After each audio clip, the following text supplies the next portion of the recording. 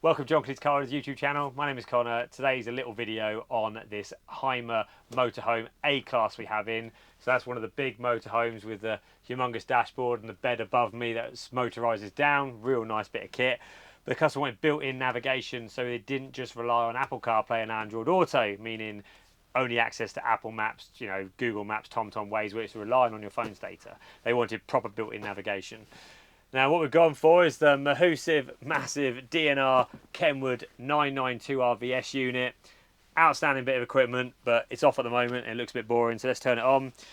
This will work with, obviously, the key, turn it on with the ignition down there, but what we've also done is we've put a handy switch for the customer just down here with the word radio. Wait for my thing, put that on. That means the KENWOOD will turn on without the ignition. And what we've also done is all the way down there is a leisure battery. We've actually run cables down to leisure battery to make sure this KENWOOD runs off the leisure battery when he's on a campsite, meaning he can watch it for long periods of time without the risk of his starter battery going flat. Now wait for this unit to boot up. Now we turned it on, little disclaimer, we can set OK on this one. This is the home screen. Now if I go to navigation, the bottom left, we've now got full Garmin based navigation now. So I can go back, go to where to, we can put a postcode in, or you can actually just look for things like camper contact, nearest motorhome parking and campsites, which is quite nice. And that's for the whole of Europe, by the way, not just UK. You can look for campsites and caravan sites as well.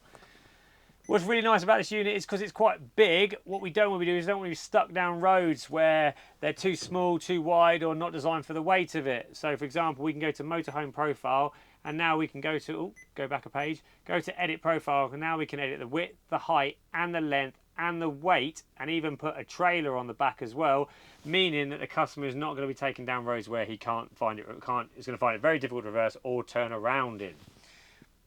Now this unit has got abundance of other options as well as built-in nav. So we've got a HD 720p screen, we've got a nice rotary dial, we love a good knob here. You've also got wireless Apple CarPlay, wireless Android Auto, and not one, not two, not three, but 4 camera inputs on this screen. Hell, you can input a 360 camera system on this if you wanted to. Now this car actually, or motorhome, already came in with 2 cameras fitted, which we've hooked back up. So I will show you them quickly now. So if I go to the, turn the ignition on first, because you've got to have the ignition on for cameras to work. I'm going to push the camera button first by holding the navigation button down. That's going to give us one view of the camera, which is actually more of a bird's eye view looking down, meaning the customer can back up nice and easy. Okay, now if I push the home button and go to the full source selection options, we've now got AV in. So if I touch that, that gives the customer's rear view mirror style camera where it just looks back behind him.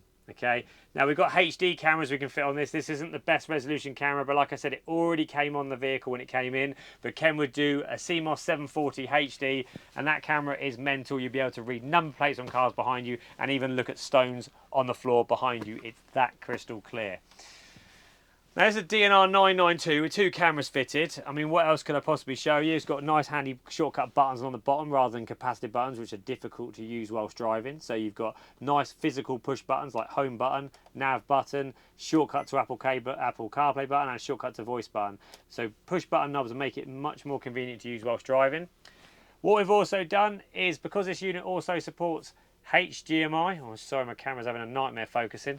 What we've also done is, in the top glove box, we've run the KENWOOD USB and the HDMI in onto this unit, meaning the customer can put an Amazon Fire Stick in this should they wish to, or anything that supports HDMI for that matter, even a PlayStation 5, meaning that they can watch Amazon, Netflix, or IPTV all on this screen that's in here, should you want to do that. Not while you're driving, because obviously that would be illegal. This hasn't got steering wheel controls, but if your motorhome did have steering wheel controls, they would still work with this solution. This solution is also compatible with the newer Ducato 8 shape as well, and all the Peugeot Boxer range as well. So if you like it, if you've got a motorhome and you want the best unit available right now, 2025, for your motorhome, you know what to do. Get in contact with ourselves at John Kleis Car Audio. My name is Connor.